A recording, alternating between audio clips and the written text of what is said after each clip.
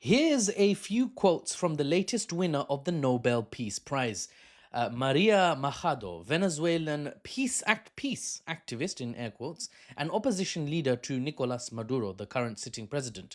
First of all, once she won the Peace Prize, she reportedly phoned Donald Trump and said she was accepting the award in his honor.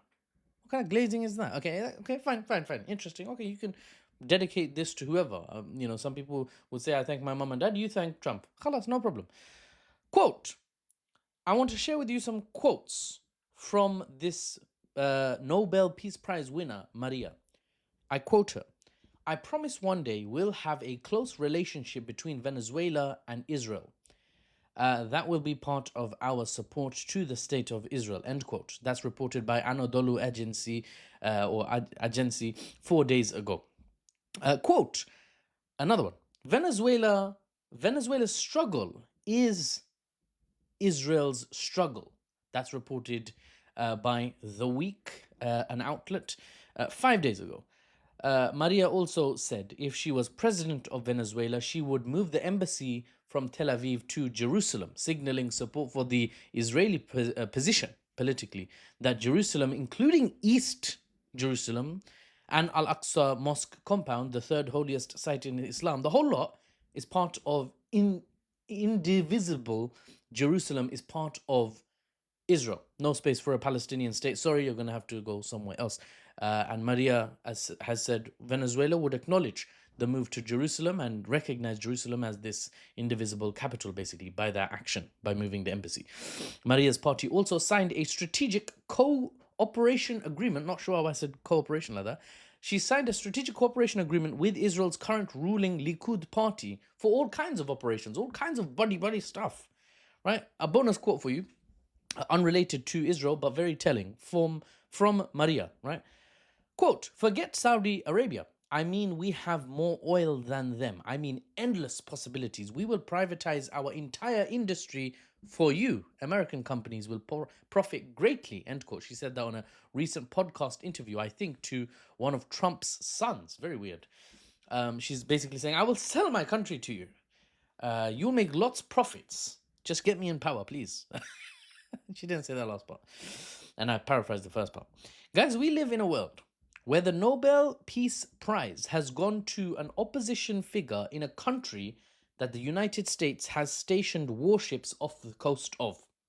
The Nobel Peace Prize has been given to a supporter for Israel after Israel spent the last 2 years making Gaza look like it's been carpet bombed during World War II.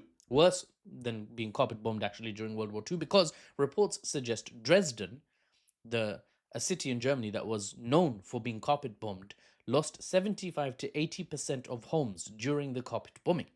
Whereas a UN report said over 90% of homes in Gaza had been destroyed or damaged in these last 2 years. 90%. Whew! And that was a report from 5 months ago. Oof. In that time, they've done more. Some peace activist you must be to support the nation that currently has become a pariah on the world stage by its own actions conducted on a civilian population. Watch out, that kid looks like he's about to get some bread. Take him out, right?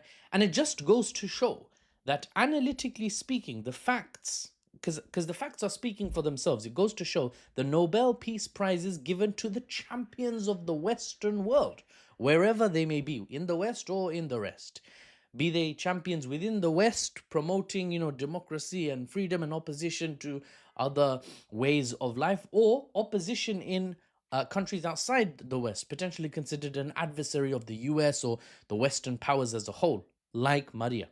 Whether it's Obama, in the past I'm talking now, who wins the prize then bombs 7 countries, or whether it's Russian dissidents who win the prize after working hard to oppose the Russian government, or whether it's Shimon Peres or whoever, the Israeli official who worked on Israeli settlements illegal under international law in the West Bank. That's supposed to one day be a Palestinian state. Now, ban that, bruv. I'm just going to build more settlements here and move in illegal Israelis to squat, essentially, on the land.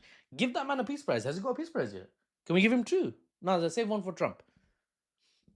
Or now whether that be the 2025 winner, Maria Machado, who dedicated her prize to Trump and is clearly a supporter of the state of Israel, which obviously is on trial for committing genocide. It's an upside down world we live in, truly. And that trial for committing genocide is, of course, with the ICJ, the International Court of Justice, for all the good work they're doing. I don't know how much really they're doing, but anyway, it's an upside down world we live in. But better to learn the harsh truth than to believe in sweet lies. So I relay this to you. And that's the end of this one. For the next one, I will see you on the next one. For the unbiased news and analysis without the Western spin, I'm Mahfouz, and I'll see you on the next one.